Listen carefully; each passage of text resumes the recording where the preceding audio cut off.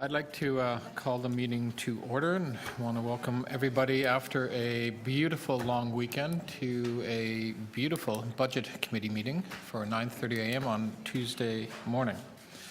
Welcome to all members of the public, and if you want to follow the agenda and debate on your computer or tablet, you go to toronto.ca/council. Okay, let's go through the any declarations of interest under the Municipal Conflict of Interest Act. Seeing none. Just one, Mr. Chair. Yes, Councillor Pasternak. There's some line items on Toronto Public Library. I'd like to declare an interest as my spouse, although on leave, works for Toronto Public Library. Which items can you specify? Do you On the capital and operating, the exact 8.3, 8.4? Okay. Any other declarations?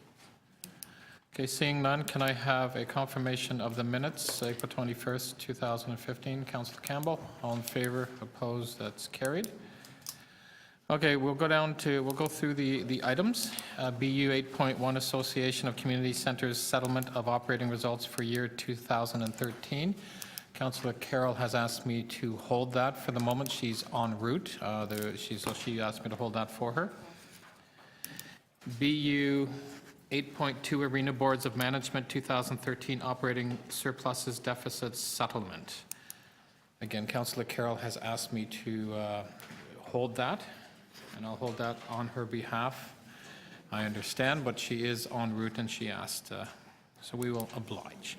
BU 8.3 Operating Variance Report for the year ending December 31st, 2015. And again, I'll put a hold on that as Councillor. The first four items she wanted to be held. BU 8.4 Capital Variance Report for the year ending December 31st, 2014. We're going to hold. BU 8.5 Reserves and Reserve Fund Variance Report December 31st, 2014. Hold. 8.6 Amendment to the 2015 Parks, Forestry and Recreation Capital Budget for the Salem Parquet and Westmoreland Parquet Improvements Project. Move. Councillor Pasternak will move the recommendations. All in favor? Opposed? That's carried. BU 8.7, 2015 Capital Budget Adjustments for Sustainable Energy Plan. Councillor Campbell will move the recommendations. All in favor? Opposed? That's carried. BU 8.8, acquisition of a portion of 240 Manor Street Road East. I'm going to be ruling that item out of order as City Council has made its decision on the matter in adopting GM 3.12, acquisition of a portion of 240 Manor Road East at its meeting on May 5th, 6th, and 7th. So we've already made a decision on this, so I'll be ruling that out of order as a decision's already been made. And we have a new business item that I sent a letter to everybody, I believe, on Friday. So I'd like a motion to put this as new business. Councillor Campbell will do that. All in favor? Opposed? That's carried. Okay, let's go back. First item, BU 8.1 Association of Community Centers Settlement of Operating Results for year 2013. I held that on your behalf, Councillor Carroll. You have questions of staff? Yeah, the question is with respect to recommendation number 2. According to the chart of looking at multiple years, it looked like this, small surplus, that's slightly higher deficit is, in terms of quantum, not too bad a year. But I noticed that there seems to be some concern that they're not coming in year to speak to finance staff. That is new, I believe, is it not? So through you, Mr. Chair, we've had this recommendation here actually for the last couple of years. It is protocol, financial protocol, that they should be at least checking in with us before they incur a commitment over and above their budget. And essentially what's happening is it's not until we see the results that we're actually understanding what's happening. And really, the purpose of this is so that we could help mitigate against any pressures along the way if we were, at least had an opportunity to chat with them about things. But usually we're waiting until the results to find it as an after-the-fact thing. So we've included this recommendation to try to reinforce that point. And one of those is particularly concerning because it's related to changes in staff expense, is it not? Through you, Mr. Chair, yes, and that's really the issue that we've seen over the last few years, where there are decisions being made at these boards around staffing, and a chat with them initially would maybe help mitigate some of that pressure. So I don't know if this has ever happened before, or if it is even acceptable staff procedure without a recommendation from councillors. But councillors who have an AOC in their ward do often meet regularly with the executive director of the centre. Do we let councillors know if we're concerned about things like this? The local councillor of an AOC in particular? Through you, Mr. Chair, we haven't really gone to the councillors per se. We try to work with staff of the AOCs more directly. So we haven't taken that route in working with the board member that's a city representative. So maybe the recommendation then is that if we're adopting this, would it help if we just hold it and highlight it when we're passing this report on to the next committee along the path? Yeah. That would be fine. Okay. Those are my questions on item 1. I can move the recommendations, Mr. Chair. Thank you. Are there any other questions on the item? Any speakers? Councillor Carroll, you're going to move the recommendations? Yeah, I'll move the staff recommendations, but I think it can just be an undertaking of both the chair and staff that we maybe, as we're passing this on to executive, we want to maybe pause and highlight that and make sure that the word goes out that if we're visiting AOCs, we maybe want to look at the financial situation as well, because it could become a problem for us, particularly if they're making a leap with staffing, because that's not something they can trim for us the very next year. Yeah, thank you. Those are my comments. Any other speakers? Seeing none, all in favor? Opposed? That's carried. Okay, BU 8.2, Arena Boards of Management 2013 Operating Surpluses Deficits Settlement. Again, Councillor Carroll, I hold that on your behalf. Do you have questions? Similar questions, but these are way bigger numbers. Yeah. and this is a trend that's been going on for way more numbers of years. Are we tracking, in terms of we just go back and after we've got the audited financial statements, we sort of go ahead and balance these.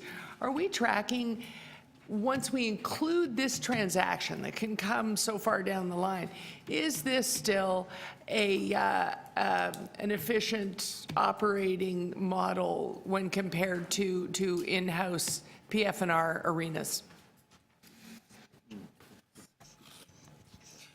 Mr. Chair, we track annually, where we end up, and particularly with the arena boards, the key drivers to their deficits tend to be like what we're seeing here with Leaside Gardens Arena, where there is some, in this particular case, it's around the construction of the second rink, and they didn't have the ability to open and get the revenues. But primarily with the arenas, what we're seeing, it's driven by emergency repairs, so it's more capital or equipment related items as opposed to general expenses being over budget or revenues being lost. But do we delve, do we do the deep dive and look at their staffing models and make sure that those are still sort of operationally lean and still a good value for dollar? Yeah, through you, Mr. Chair, we do annually through the budget. They're very lean. They're really jack of all trades types of positions, and they're typically non-unionized. Okay, so it's more, in your view, it's more, the support we need to give them is more along the lines of capital management? Yes. Okay. Those are my questions, Mr. Chair. Thank you. Any other questions? Okay, seeing none, any speakers? Councilor Carroll, you want to move the item? Yeah, I can move the staff recommendations. I concur. We were just whispering offline here with your vice chair. This is maybe something we can look at offline in a detailed review, but I think we should not just look at their budget, but look at these post-audited financial statement balancing transactions as well when we're doing their detailed review to look at whether or not we have a problem that's inching upwards. Thanks. Thank you very much. Any other speakers? Seeing none, all in favor of the recommendations? Opposed? That's carried. 8.3 Operating Variance Report for the year ending December 31st, 2014. Again, it was held on behalf of Councilor Carroll, so do you have some questions, Councilor Carroll? First 4 items are all yours. Glad I got out of that traffic jam. I fear to be the one holding all the items. Yes, I want somebody to unpack table 4 for me. I wasn't 100% clear on it, so it made the hair stand up on the back of my neck. Through you, Mr. Budget Chief. So Table 4 is the summary of our almost $191 million surplus. So just quickly, I'll give you sort of a 64,000-foot bird's eye view of the surplus. It's $190 million. The previous quarter, we estimated just under $100 million, so it's about $90 million higher than what we thought. Biggest changes from what we thought to what happened is, one is the TTC. The surplus there was almost $51 million, and most of that, that includes Wheel-Trans, by the way, is lower fuel costs, lower health benefit costs, lower maintenance costs, and lower accident claim costs. I think at the third quarter, we were looking at around $9 million, so it's jumped to about $51 million, including Wheel-Trans. MLTT, as we knew, that's a big driver, $82 million of the surplus. In the budget, we have $425 But that million. shows up in corporate accounts here? Yes, it does, yes. Okay. The thing that surprised me was right at the top, though. I expected to see those big numbers because we know about land transfer tax. We know about the TTC. Talk to me about Cluster A. So Cluster A, the big Giant one. gross, and then it's trimmed down, but what is that? The big one is $11 million to the children's services. So that's most of the surplus, and that was due to a change in the case mix from infants to more school kids, driving higher revenues, and they had $11 million surplus. And as you see in the surplus disposition, we're allocating that in its entirety back to the child care. Back to their stabilization reserve. Right. And what's the gross? How does it start out at almost 200 million? The unspent? gross What covers budget? that? No, the gross in Cluster A. Oh, so, and then the other big number is the lower OW caseloads in tests. So that was the other one. That causes a $200 million gross number? How is the gross number becoming the net number? No, the gross reduction, How does 199.4 actually come back to where we're only 11.6 underspent? Just so we know what we're looking at. so the majority of the tests is subsidized by the province, and then also with the childcare expenditures, that's mostly savings from the province because of the subsidy. So that's the difference between the gross savings and the net savings. Because I think we're up to 87% of OW caseload costs, the actual benefits paid to clients, that's subsidized by the province now. So that's why in So the you- Cluster A human services, you'll get a big difference between gross and net because they're highly subsidized from the province.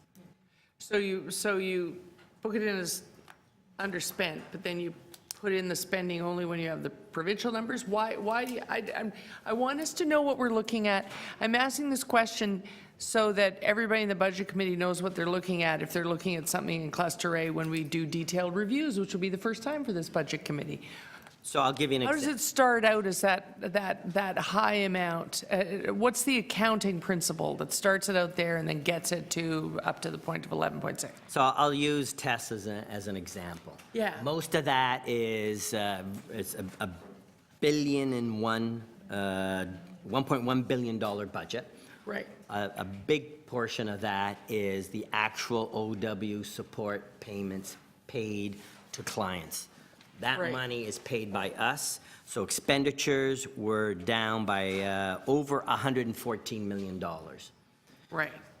Expenditures on benefits to actual clients, 87% of that is funded by the province. So that's why you'll have $99 million of lower revenues, because if the costs go down, province pays a percentage of those costs, so your revenues go down. And then the net is what we're saving is the net cost that's funded from the taxpayer. So just look Oh, at tests, okay. $114 million reduction or lower than expected expenditures. That is offset by almost $99 million of lower grants, because the province pays grants as a percentage of the expenditures. Right. And then the net difference is what we're saving, so the taxpayer. Right, so and the that's our adjustment cost. is, here's the taxpayer share. Right. Okay, got it, okay. Thank you. Those are my questions, Mr. Chair. Thank you, Councillor Carroll. Councillor Layton next. Thank you very much, Mr. Budget Chief.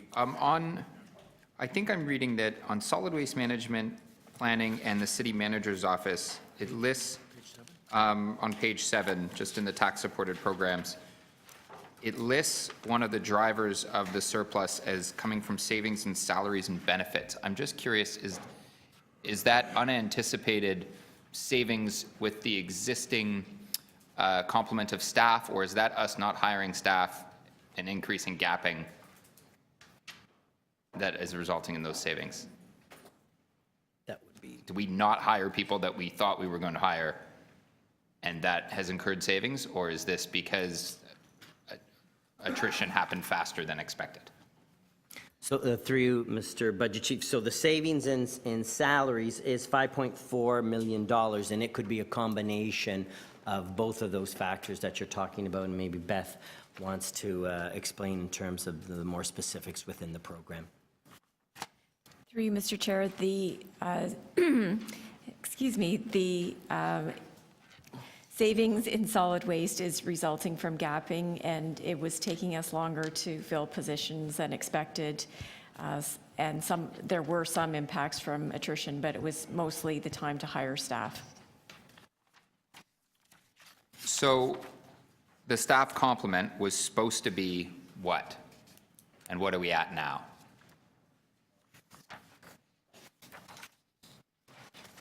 Through you, Mr.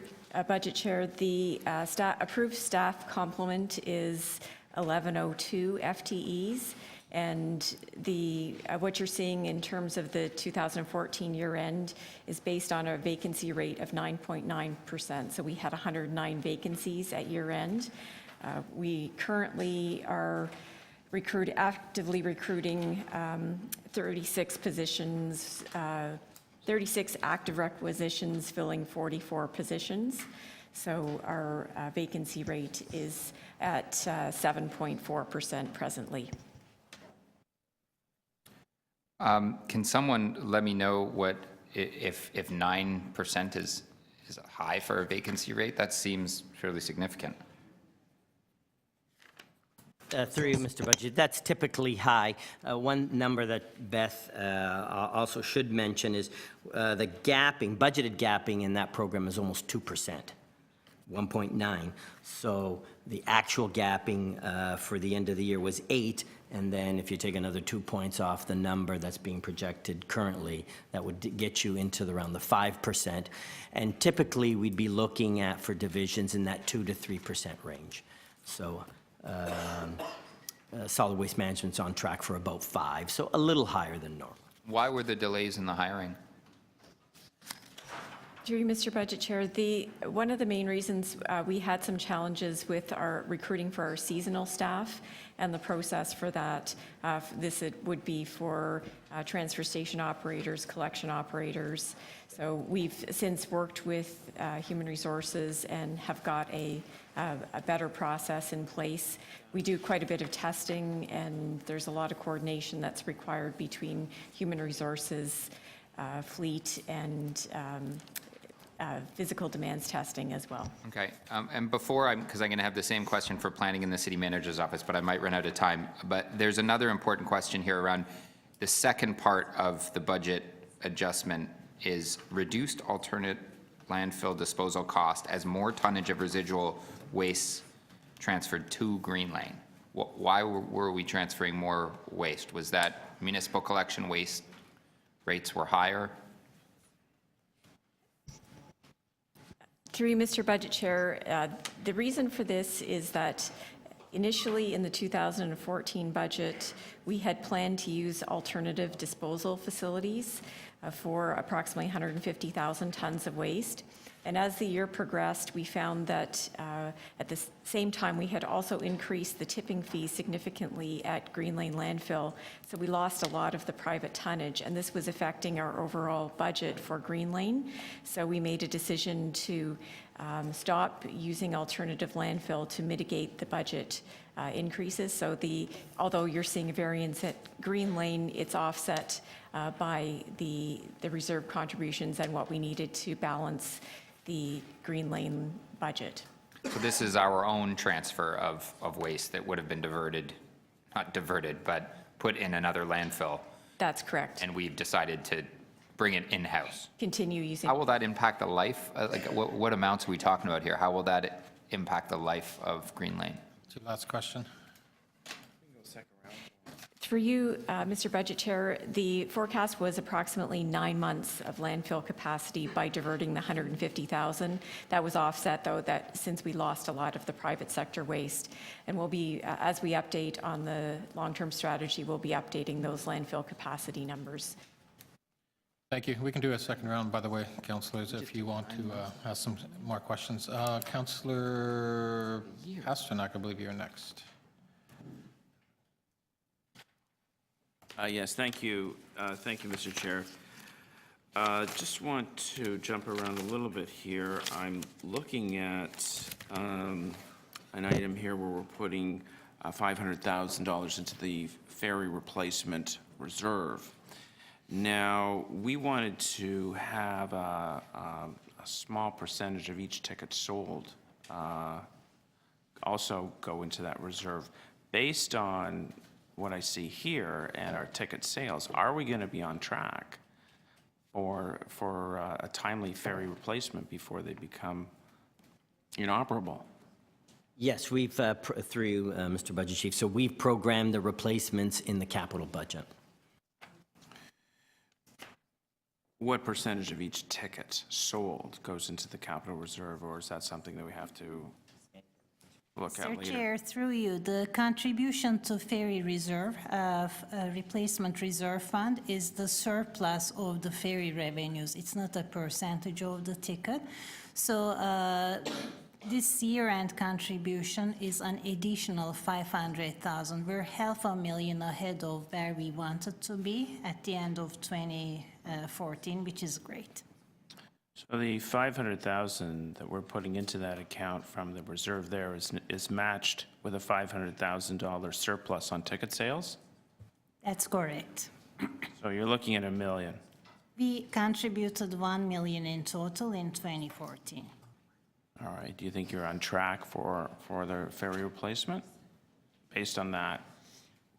Correct. We're actually ahead by $500,000.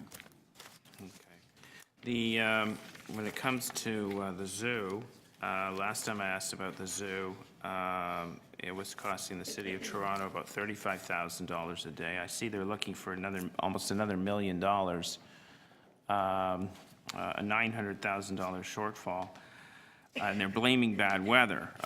February has never been a great month for zoo, but when it comes to our zoo operations, there's only, I guess this is the insatiable appetite of Bamboo and our pandas, and they're eating all day. But I mean, is there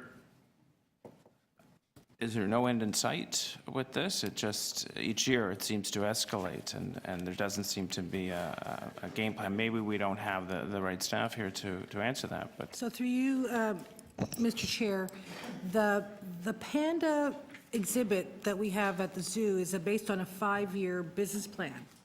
So it was noted when the pandas came that we had a 5-year plan where we saw peaked interest in year 1 and probably peaked interest in year 5, with any surpluses from revenues going into a reserve to deal with the mid-years where they expected attendance to be lower. So this is in keeping with that plan, and so we have put surpluses into the reserve to help mitigate against these mid-years that we have with the Panda plan. So that's what this is about, In your view, this is just a temporary uptick. in my view.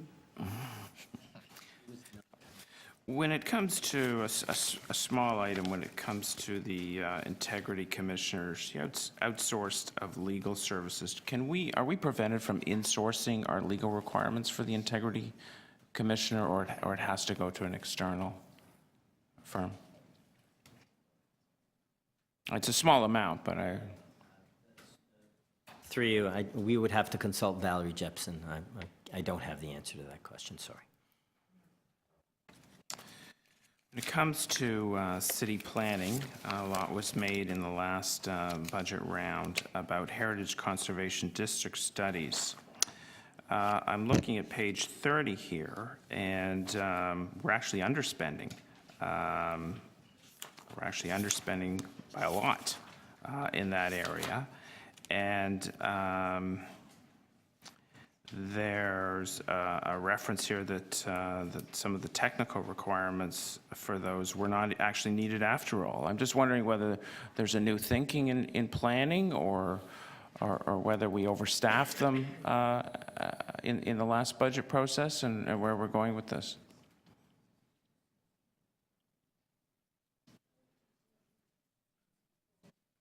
Oh, Ms. Keesmaat was there a minute ago. The chief planner was here a moment ago, but I think she just stepped outside.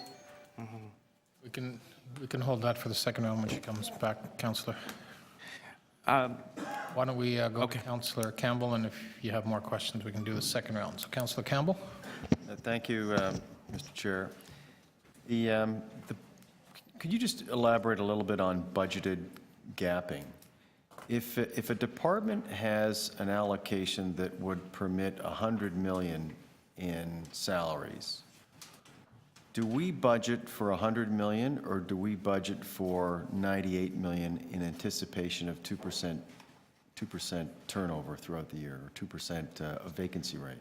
So through you, Mr. Budget Chief, we have two budgets going on. So we have an allocation of total salaries and total complement, and say that number would be 100 million. And then we also, and it varies by division, but typically it's about 2.2%. We say, in recognition that in an organization this large, there will always be people leaving the organization, people coming into the organization. You will never be at your full employment, so we don't want to budget at that full employment. So we then say, if you have a $100 million gross expenditure budget for salaries, we would say you're going to get about 2% in gapping. So we say 100 million minus 2%. We actually budget that minus 2%, or $2 million. Your net now is 98. Okay. And then when we measure what your results are at the end of the year, we take into consideration that you didn't have $100 million to spend on salaries and staffing. You only had 98. And that's what you see on that table, the detailed table on page 25 of Appendix D. You have what your budgeted numbers were, and then you see on the far second to the right-hand side, your budgeting gapping. And it is actually about 2.3% across all cities and Okay, agencies. all right. And then in regard to, through you, Mr. Chair, to a question about TTC, much was made about the need for additional staffing to improve service. And there was some angst about the number of employees that we were pressured to hire to improve that service. And then we come and we see that they in fact had a $50 million surplus at year end. So I'm just wondering if we can have a little bit of, I mean, obviously there are rolling numbers that we could, I'm just wondering, why was hiring not done in year to improve service? So Vince Roto, the CFO from the TTC, he'll answer that question. Mm-hmm.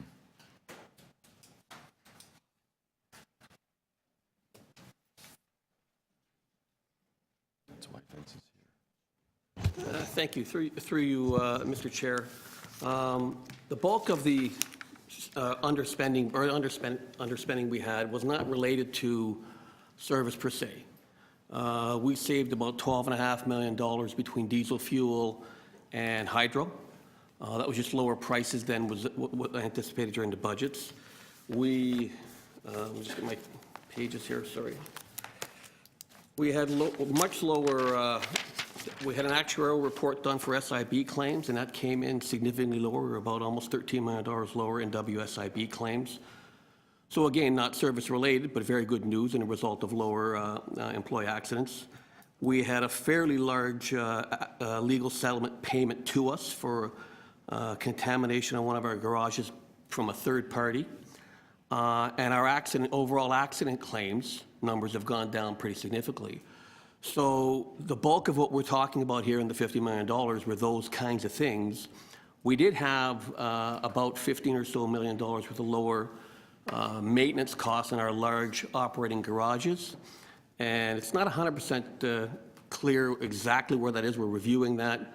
Part of it, we think, is we've got brand-new senior management in there that's being more frugal.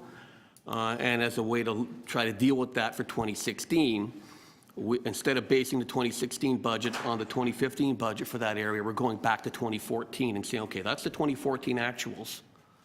What do we know are changes from 2014 will be the basis for 2016? So we're trying to make sure that if somehow or another we had a little excess in that budget, and again, we are talking about a $1.8 billion budget and almost a $500 million non-labor budget. So we're looking at trying to deal with that thing for 2016. So it's not so much staffing, and certainly it's nothing to do with not running the service that we'd planned to run. It's a whole series of other cost savings that, for the most part, are all very good news. So these are in a large, what you're saying is in large measure, these were one-time occurrences that were somewhat unpredictable, and you couldn't necessarily budget for it by staffing up and improving service. Right. So for the diesel fuel, the price is just what we locked in at a good price. A one-time legal settlement is that is exactly a one-time thing. Accident claims are based on what you pay out. We do use actuaries to value that. And the employee benefits was based on a 3-year actuarial report. So for the most part, this has nothing to do with staffing up for service. And these are in large measure one-time expenses, and they've all been built into the impact of these things has been built into the 2015 operating budget, save for that the maintenance part of the budget we talked about. I have other questions, but I can ask them of Mr. Rossini. They're technical questions after the meeting. Okay, any other questions? Do we need a second round at all? Councillor Pasternak, did you have a few more questions? Follow up if we're going a second round? Yep. What? No, go ahead. No? Okay. Through you to the chief planner, I'm looking at page 30, and there's a fairly significant underspending of almost $4 million, and analyst notes here talking about the underspending of another $746,000, mainly due to the lower than expected technical consulting costs for 4 Heritage Conservation District studies. Full year salaries and benefit savings of almost $500,000 were lower than previous years. Now, we were under enormous pressure from Heritage Toronto and your department that unless we met your staffing requests, these Heritage Conservation District studies would be at grave risk. I'm looking here that in fact the consulting costs are well below what was projected, and that in fact the resources, the existing resources of what you had seem to meet the requirements, because I'm assuming when these numbers came in, those new positions had not been filled. So based on your vacancy rate and the lower than technical costs, you actually had the resources you needed to meet all those obligations, if I'm reading these analyst notes correctly. Through the budget chair, that in fact is incorrect. The resources that you see that were unspent were as a result of lower than expected fees on the consultant studies, which is separate from the staffing costs.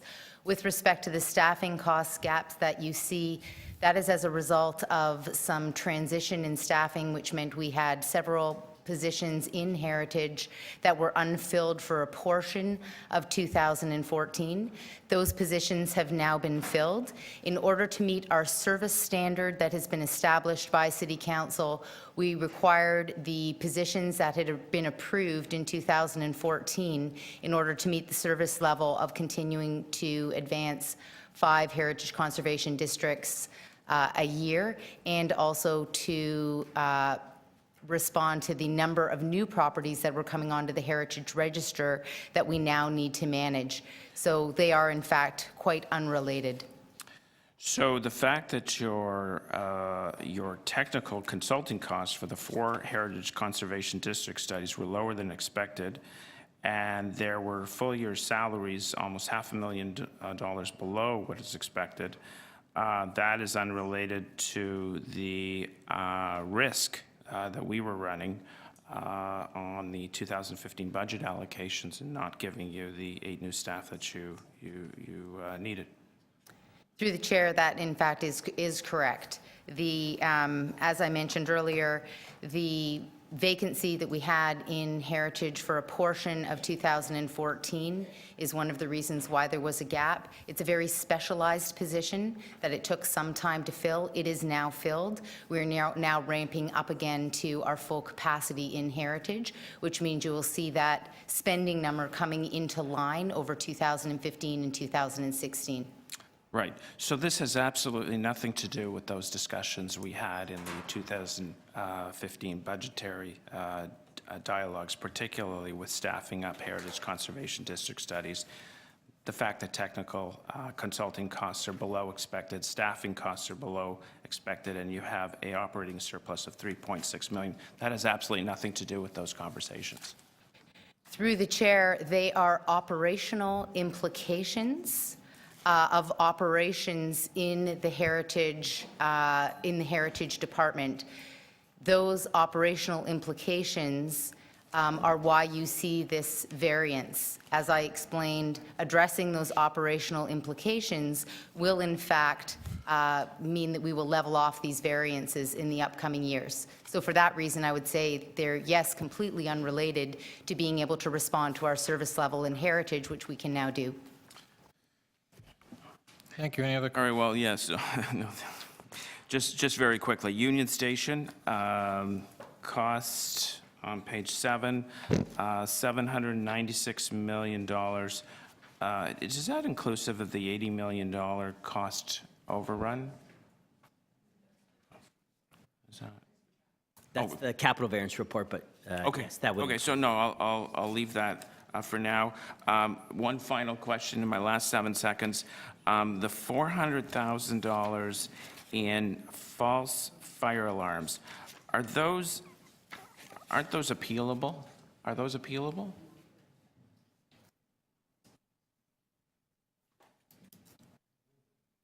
Anybody wants fire here? It doesn't. Okay, we'll leave that. Okay, any other questions from committee members? Councillor Layton. Thank you very much. On page 28, the Parks, Forestry, and Recreation, we really have a tough time finding arborists to meet our service level for tree maintenance. Through you, Mr. Budget Chief, that is actually correct. There's a shortfall of arborists in Southern Ontario. So students wishing to get work should run straight to U of T's forestry department. I would suggest that's a good idea. Well, but it doesn't seem that contractors have a difficult time finding arborists because we've had to rely more on them. Can you discuss the amounts that were offset by the increased over expenditure in contract services that are listed here? Through you, Mr. Budget Chief, I'd have to say the contractors do have a difficulty staffing up arborists. It's one of the reasons we went to a multi-vendor contract, so we have up to 5 vendors supplying our need. With respect to the difference, we have about a 50-50 split. with respect to contract services and in-house staff. At this point in time, we're running about a 70-30, but we do have 109 arborists just apply for the 28 positions we just posted. So we have, basically what's happened is we're going to be using, the arborists that are working for the contractors are essentially applied for the city positions. So there may be some difficulties there in staffing up on the contract side. Just to this point, are we meeting the service standards that are laid out in the budget? Through you, Mr. Budget Chief, yes, we are. We actually exceeded our performance levels by 2%. Okay. In the section on fleet services on page 36, it says that the impact of variances resulted in overtime and external service contracts as short-term measures, and this is a result of the gapping. So the gapping led to us requiring more overtime to meet our needs? Through you, Mr. Chair, that's correct. Well, that sort of seems like then we overestimated what we could do with gapping. Through you, Mr. Chair, I guess there's a compounding factor in that some of the equipment that's nearing the end of its life cycle while it's waiting for replacement has required a little more maintenance than anticipated. So that's been a driving factor. And then just below this in the information technology section, we've got a 16% lower than expected budget, and most of this because of underspending on vacant positions. The vacancy rate of 13%, is that right? In our IT? So through you, Mr. Budget Chief, so the IT numbers are skewed on the capital side. If you look at the operating, the vacancy rate of 11% with less a budgeted vacancy of almost 6 is on the operating side's only 5. Where we're struggling right now is on the capital side. But even that, on the capital side, we will only hire up the project and IT resources on a capital project once a project has reached certain readiness where the IT phase kicks in. In a capital project, much like a construction project, we have assessment of current needs, the design of the future state, and then we go to actual build. So a lot of that, which when you see on slide 25, the vacancies are mostly on the capital side, and that's about 80 staff on the capital side. On the operating side, the vacancy rate less the budget that we're phasing in is only about 5%. Okay. And then finally, this to the general manager of solid waste, did you say 9 months? Was that 9 months life taken off of Green Lane just this year? That would seem like a lot. Did I get that wrong? Through you, Mr. Budget Chair, thank you for asking me again. I got it wrong. It's 3 months. And it's 3 months for just this 1 year?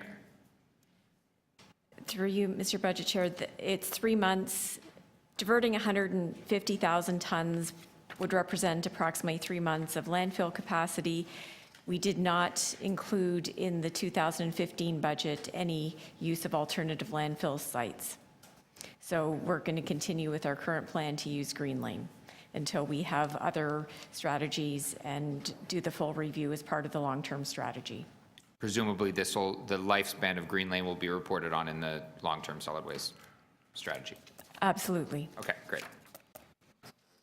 Thank you. Any other Councillor Campbell? Quick question in regard to parks, forestry, and recreation. What percentage of employees there are full-time, and what percentage are part-time, or of the FT? So there's roughly 4,200 positions. How many of those employees are full-time? Mr. Chair, through you, it's approximately 50-50, so half of the positions represent full-time permanent. The other half, about 2,200, represents 8,000 to 9,000 actual employees in FTEs. Okay, and is there a particular time of year when, so let me ask you the question differently. At what time of year would our part-time employees be at their lowest? I would assume it would be the winter season. Summer employments are ramped up because of seasonal parks employees as well as summer camps. Okay, and then just lastly, in regard to the ferry service, roughly what percentage of revenue comes from the public as opposed to island residents? I would assume the majority of the revenue is from general public. Island residents receive monthly passes. They pay for those passes. They pay for it. It's about 2,000 passes, 2,000 to 3,000 passes. And through you, Mr. Chair, do island residents, do they pay an equivalent fare for crossing or as the general public, or is it a subsidized fare? Because of the fact that it's a pass, it's a reduced amount compared to paying on a daily basis, but it's comparable to TTC's Metro Pass. So I'm wondering if you could take it as an undertaking to provide me with that information in terms of, and I'd be happy to connect with you afterwards to figure out what percentage of the revenues are from island residents, what are they paying versus what the public is paying. Okay, thank you. That's all. Councillor DiGiano. Yeah, just a very quick question. I think it's to the CFO. The $29 million from the 2014 budget that's going to reduce the debt requirements related to the pooling compensation grant, where do we come up with that number? Is that part of the surplus management policy where 25% goes to unfunded liabilities? Who made that decision? So, through you, Mr. Budget Chief, so if you look on page 13, that is part of the delegated authority to the CFO, so I made that decision based on the delegated authorities. How we came up with the number, you see that table 5B is how we came up with the number. We made a budget for what we thought would be going into the capital financing reserve. We carry forward part of that money into this 15 capital budget, which was about $75 million. We set aside some money for the TTC because of their capital needs. So there's the 155 is what we put in from the surplus into capital. 75 is what we needed to cover the 15 budget. So there was 79, less 50 million because we wanted to keep the TTC whole given the pressures on the TYSSE and other capital projects. We wanted to set aside all the entire basically the entire TTC surplus for them. That left the residual of almost $30 million, $29.8 million. So that's the number that I'm using to reduce the estimated $61 million that we were going to do in temporary budget, in temporary borrowing, $61 million. So we've cut it almost in half. Okay, That's great. part of the delegated authority. Thank you. Thank you. Any other questions? Seeing none, speakers to the item? Councillor Layton. Thank you very much, Madam Speaker. I don't have a motion, but I just wanted to draw some attention to the fact that we're 1,200 positions below what the full complement would normally look for, and that's well beyond our vacancy rates. If you look at things like the City Manager's Office internal services, vacancy rates above 10%. The City Manager's Office and what's listed as other city programs around 10% after their gapping rate. The Accountability Office is 9% down. Like having 400 positions not being filled in the services group A and then another 300 in B, it just concerns me because it's not, these staff members deliver services to the residents of the City of Toronto, and we're told some of it's covered by us going for outside contractors, and some of it's covered by overtime, and some of it's deferred projects.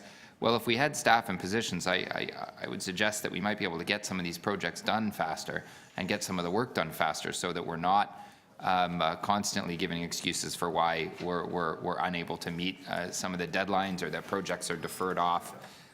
So it concerns me that a 3% rate over and above the 2% that we suggested would be in the budget anyhow is a fairly significant amount when you look at the overall size of the organization. And so I'm hoping that it is this issue that we perhaps just don't have enough arborists in Southern Ontario graduating from school, or that perhaps we're not, as the report suggests, able to compete with larger IT firms, possibly because their compensation structure is rather different in the private sector. I'm guess challenging staff to try to bring that number back up, because we are budgeting these staff to perform services for the City of Toronto, and in a lot of cases, vital services. When I see our engineering and construction services department down, that doesn't concern me, because they're providing services for the front lines of social services. They're making sure our city can keep growing, and they're making sure that there's jobs for construction workers and for engineers and for architects. They're making sure that homes are being built to keep up with demand, which helps us keep in, at least in one small way, addresses the issue of affordability in our housing stock. This is about the city doing business properly. And I think that we need to, I guess, take more seriously the notion that we should be trying to fill positions if we budget for them. Thank you. Any other speakers?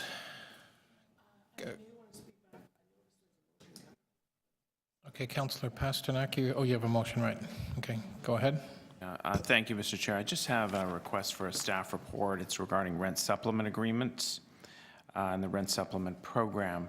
So we're just sort of asking for a snapshot of funds allocated in 2014, the number of supplement agreements in 2014 by ward, and then projected expenditures for 2015, and the number of rent supplement agreements. For 4.5 years, I've been told consistently by Housing Connections there is no money for rent supplement agreements in what over and above what we have now in Ward 10. We just really needed probably half a dozen to handle some desperate situations. I come to my budget committee meeting, I talk to the CFO, and there's surpluses in those accounts. So this is something that is extremely important to the residents of Ward 10 and beyond. Other than that, I would simply just give my 2 cents worth on the vacancies and the gapping, and I should point out that a little under 2,000 people leave the city every year, and that's through retirements, or they're moving on to other opportunities, and some of those positions are extremely difficult to fill. They're highly skilled, and we have to be very careful in defense of the city manager's office and the human resources area. Have to be very careful that we're bringing in the best and the brightest. So I realize that at times it seems as if there's a deliberate attempt to make sure crucial positions stay open, but it is often very, very difficult to bring in the skill sets that we're looking for at the city. And I can assure my colleague that he would be more upset if we brought in people that are unqualified to fill those various positions. But that being said, I just wanted to thank staff for the reports before us. There's an awful lot of work to do going forward. I'm glad we're starting on it early, and we're looking for certainly a lot of clarity on the numbers that are starting to appear before us, and the allocation to the various reserve funds, and where those funds can be allocated to priorities throughout the city. So with that, I just move my motion forward, and thank staff for the report. Thank you, Councillor Pasternak. Any of the speakers? Councillor Carroll? Yes, I'm already looking ahead to looking at the capital, but I will just say this, particularly through you, Mr. Chair, if Councillor Pasternak doesn't mind my using the example of the item that he zeroed in on. I think it's great that we're poring over the variance reports, particularly this is a year-end one. But I think we have to be careful because there's such a lag. We have to be careful what dogma we pull out of what we're reading. When I read the explanation of the variance in planning, for instance, I read it a whole different way. What we heard in the 2015 process was that we're just straight up not doing heritage district studies, and they're getting behind, and what they're doing is hampering modern day development applications. And so there's this cascading effect of not getting those done, and that we've known for the last 3 years that we're understaffed in planners overall. But what we began to hear in the 15 budget process is the particular areas, the analysis of how are we getting behind brought us to this is where we need to focus our efforts. Catching those up will catch up a number of other things. So when I read, after having that conversation in the context of 2015, we then go back and we read about 2014, when I heard expenditure of consultancies down and savings because staff was down, I read it a whole different way. I wasn't surprised to read that explanation because we were over-gapping in planning and it was showing. The development industry is not happy with us most of the time because they can't get anywhere with us because there's no one there to deal with. And you don't retain consultants to start a heritage conservation study if you don't have the in-house staff to supervise that contract. And so it was no surprise to me that that was the story in 14. But I related it to our 15 discussion in a different way. So I think we have to really think about what we're reading when we're going back a year in time, and relate it to the conversation. I didn't read it as, therefore you didn't need what happened in 15 at all. I read it as, yeah, there was little activity going on in here, and you couldn't spend the money. You showed a surplus because you didn't have the right talent to spend the budgeted amount that you were given. So sometimes when you see, hooray, they achieved a surplus, we still have to relate it back to what were we planning to achieve that year. We have a surplus, but we also have a deficit in what we promised to achieve and then did not achieve. Deficits are not always financial. Sometimes they're deficits in what we promised to do. And so I read it that way. And I think it's important that we sort of remember to look at these things that way. The same thing is true in capital and reserve. I look at the spending rate because it's great that we borrowed less than we planned to borrow, but we promised to do a bunch of stuff and we didn't do it. And that's what I want to look at, because when our variance report comes out, it doesn't actually make news and make our voters yell and shout. When we promise to do something and it's 3 years late and over budget because we didn't have the people to manage the contract and deliver on time, that's when the media goes nuts and our voters pick up the phone. So I look at what are we doing with the budget, not just, what's the dollar number of the budget. Thank you. Those are my comments, Mr. Chair. Thank you, Councillor Carroll. Any other speakers to the item? Seeing none, we'll vote on the motion of Councillor Pasternak. All in favor? Opposed? That's carried. Motion to receive. Oh, item as amended, sorry. All in favor? Opposed? Carried. Okay, on to BU 8.4, Capital Variance Report for the year ending December 31st, 2014. Councillor Carroll, you held that. Yeah, maybe I'll just ask the general question first, and then we'll get into it. It's hard not to notice if we look at generally the clusters, the biggest spenders, the people with high rates of getting things done, tend to be in the hard services. It's Toronto Water, it's TTC is down a little, but I know those reasons because I happen to be on that commission. it seems to be harder to get things done in Cluster A. And I wonder, while their capital programs are smaller, the things they're doing are vital things. How do we support them executing their capital programs and getting them done? Is it a different kind of support for the soft services, and therefore they're struggling? Through you, Mr. Budget Chief. So, yeah, I think you've picked up on a very true point. The rates of completion are higher on Toronto Water and even roads, which is up over 70%. A lot of that is linear, it's repetitive type of construction work.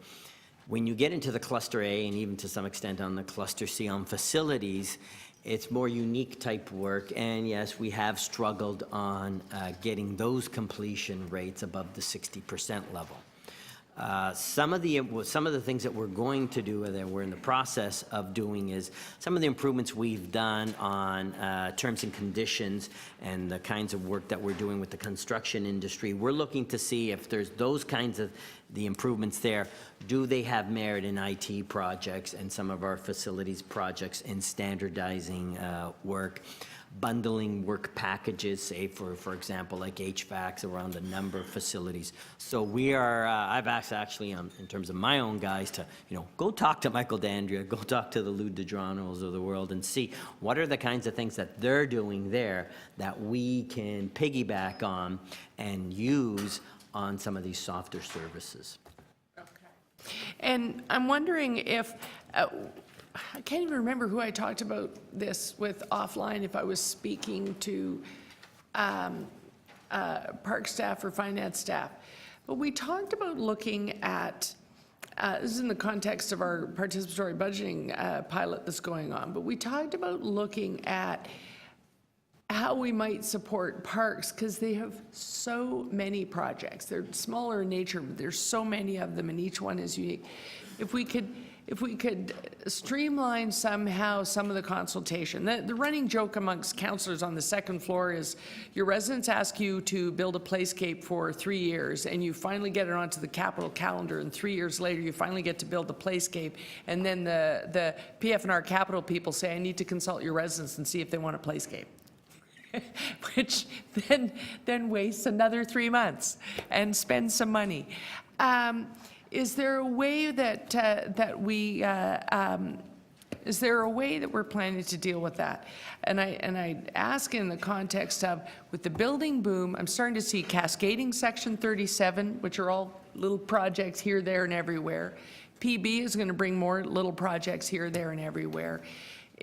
Are we looking at how we streamline the amount of money spent on the design and consultant phase so that we can get to execution? So basically, through you, Mr. Budget Chief, the answer I gave to the first question is really the kinds of things that we're looking. Is there things that we can learn from the hard services and adapt them to the softer services like parks, like facilities, where you're absolutely correct. It's a collection of a lot of small projects. Is there a way that we can bundle them better, package them out, tender them differently to try to expedite some of this work and get it done faster? But it's not just, but I hear you talking about the execution piece, but a big piece of the problem is the multiple meetings with the counselor and then struggling to permit the time and space to have multiple meetings to consult the community. I'm speaking of that design and consultancy piece in particular, because there are ways that counselors, if they knew your guidelines, could be doing that piece. They spend 3 years talking about a thing before they finally get in the budget. What can they do to help you expedite that piece? Does it require hiring a staff member to coordinate it? Or what do we need to do to get to the point where we can deal with all these little Section 37 projects that sort of jump the queue but need consultancy nevertheless? So through you, Mr. Chair, if some councillors may recall that when we received the economic stimulus funding, the ISF funding, we had a very time-limited scenario there where we had lots of projects, particularly in PF&R, that had to occur.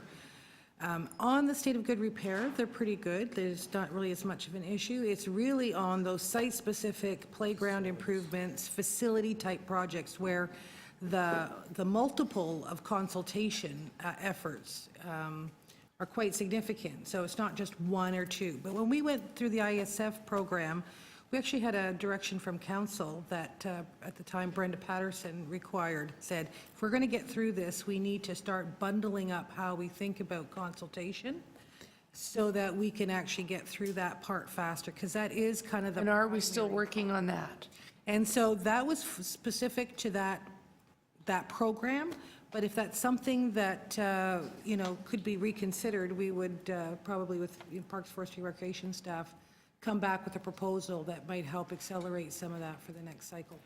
So we could maybe talk about that, whomever is the team of two doing PF&R. Yep. Okay, yeah, okay, thank you. Any other questions on the capital? Councillor Pasternak? Thank you, Mr. Chair. I just wanted to revisit the Union Station revitalization program and the numbers that are before us and what that includes. That includes the municipal share, the City of Toronto share only. Is that correct? That is not a federal or provincial? No, that's not correct. Through you, Mr. Budget Chief. So the total project, 796, and that's the total gross. So that does include the provincial contributions, the federal contributions, and our contributions, which are about 400 million in debt, I believe.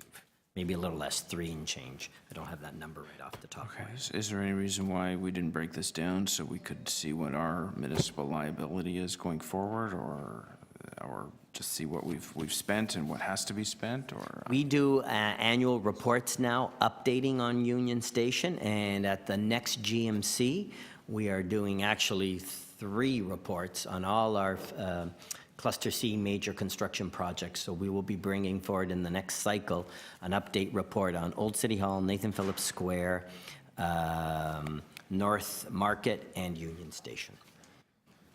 So we report separately on the major projects. So when you say this is on budget from the latest approved budget, that actually was not the original budget? That's correct. So the original was 645 million, I believe. This is the latest approved budget by council, the 696. So it's on budget from our over budget? Yes. Now, we have a major piece of work that's out. We have a major piece of work that's out. It's now on budget after we've allocated for our over budget. Yeah, okay. Yes. The notes I have here that were the last report we did have at council was about an $80 million shortfall, which the other levels of government are not willing to help offset. That's correct. So that sits on the municipal side, the Toronto side. Yes, and we've funded that through the 14 and 15 budgets, yes. Out of capital reserve or debt? Half of, I think most of it was recoverable debt.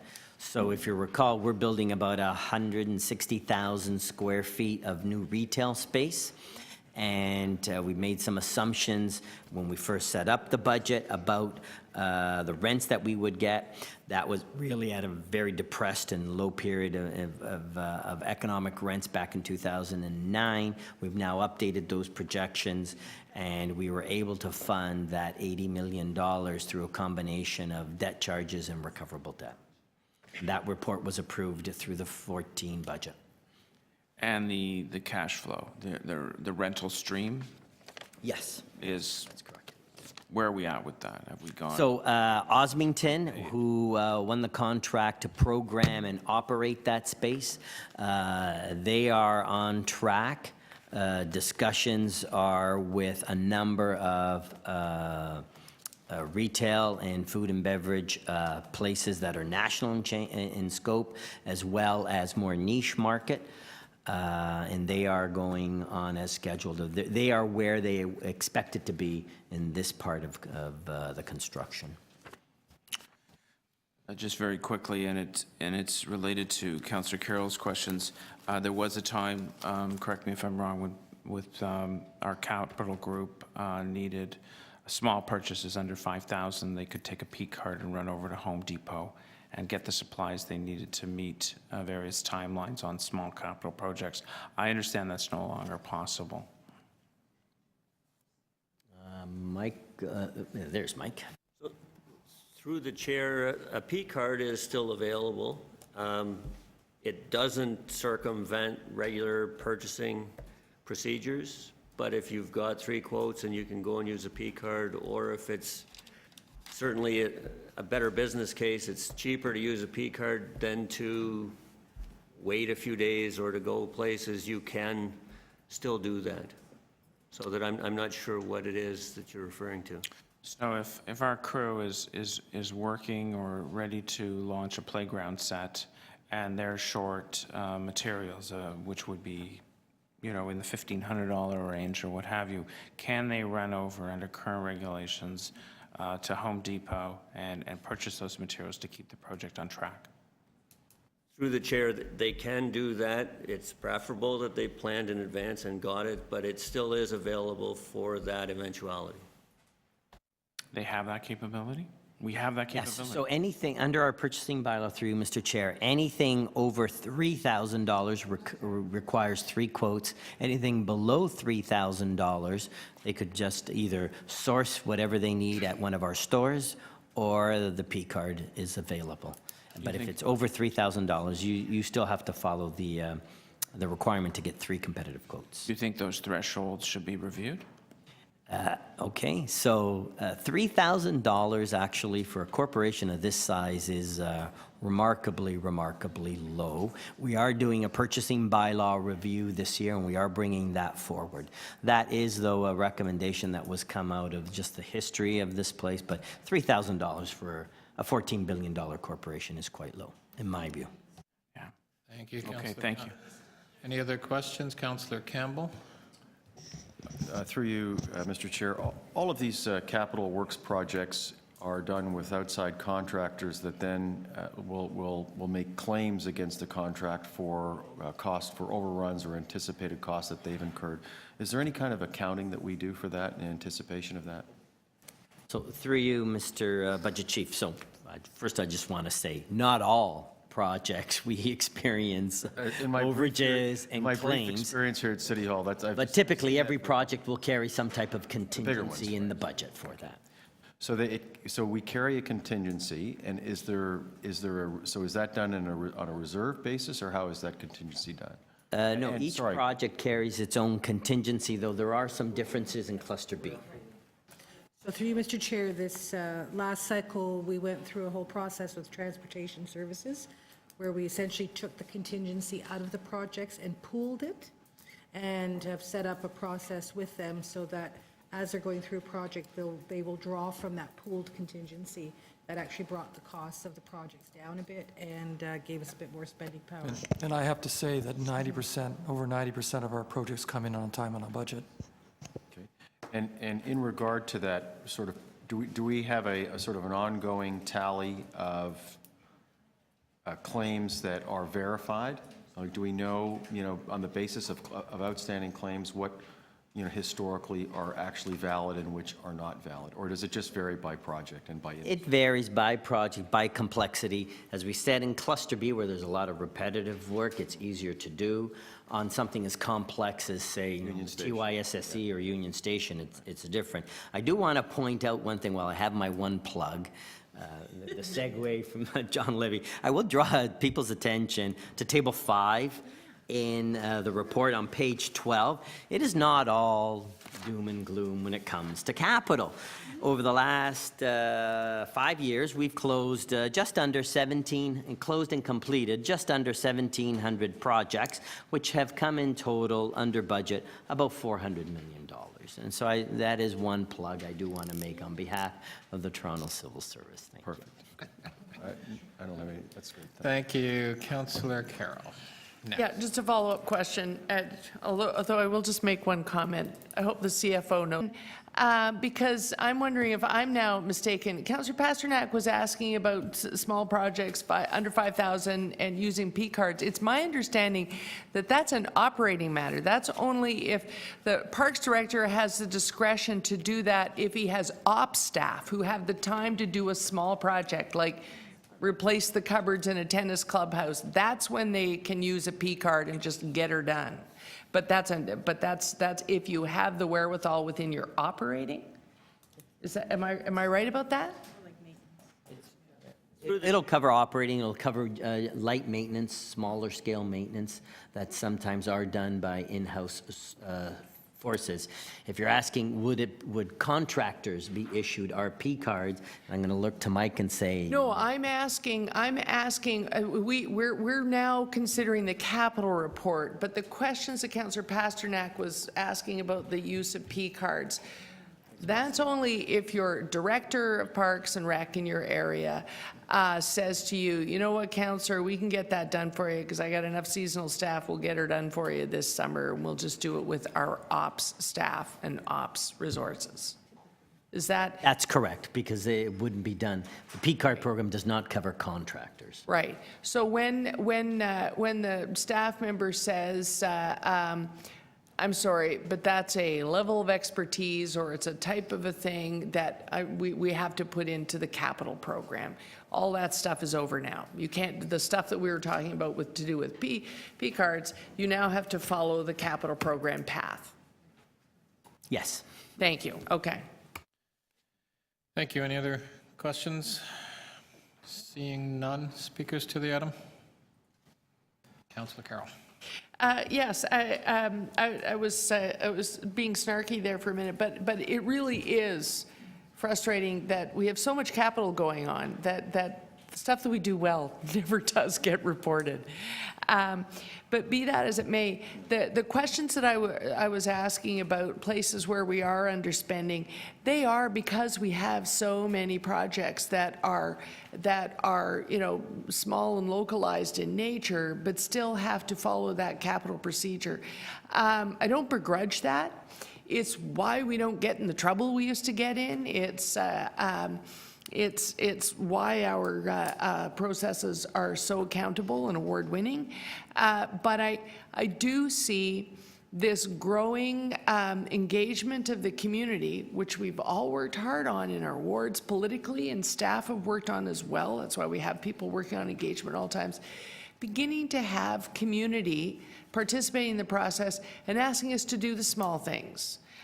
They don't come forward and say the water fountain in my park where I take my dog is broken and when are you going to fix it? They say, why are all water fountains? I've been looking around. They're more pedestrian oriented, and they ask about these questions, which is why I really think when we get to our detailed review, we have to ask, do you have enough staff to do the coordination? If it's a million little small things, then maybe what is required is, now it is time to bundle this up into a program. And if we bundle it up, I can tell you an example. In most of the suburban wards, where there are schools sitting behind backyards, we have cut-throughs, those cement cut-throughs. That move in little easements between two houses. I know there are lots of them in North York, there are lots of them in Etobicoke, and I think there are some in Scarborough, but they did that less often. None of them have been replaced in 50 years. And I whine about my two, and Councillor Pasternak probably whines about a couple in his ward. It's time for us to look at that sort of stuff in detailed review and say, there needs to be a program. When are we going to do them all?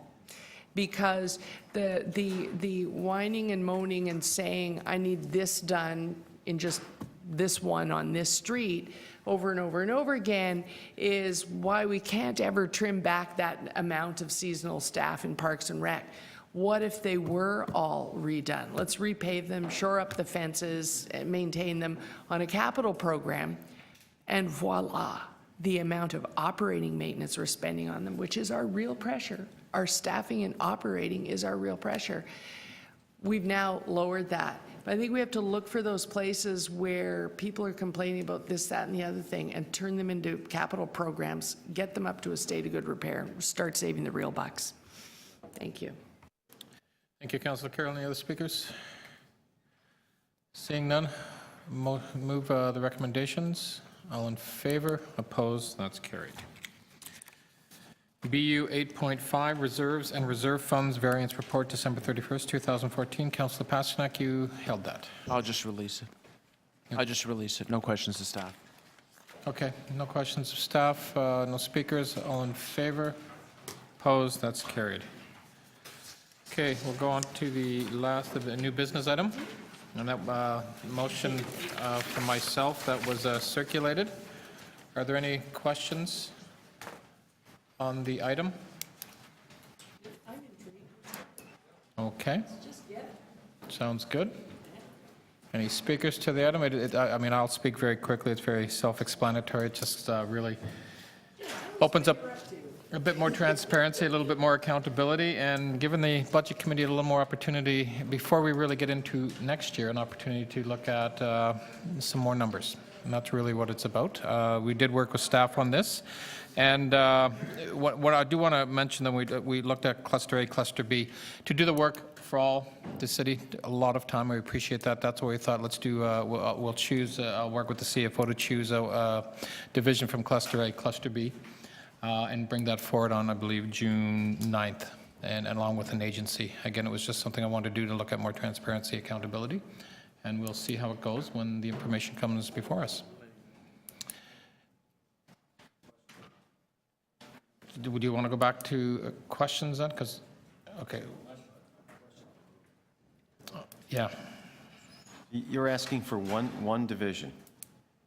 One division from Cluster A, one division from Cluster B, in consultation with the CFO. Okay, so just like for, chosen at random?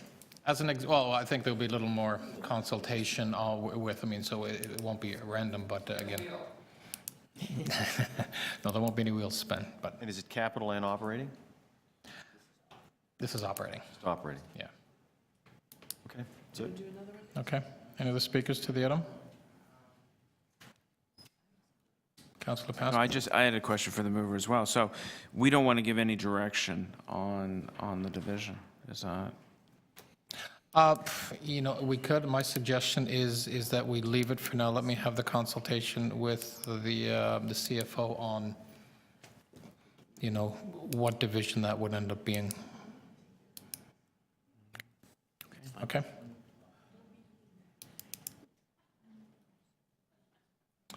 Anyway, all in favor? Opposed? That's carried. Motion to adjourn, Councillor DiCiano. All in favor? Opposed? Thank you very much, everyone.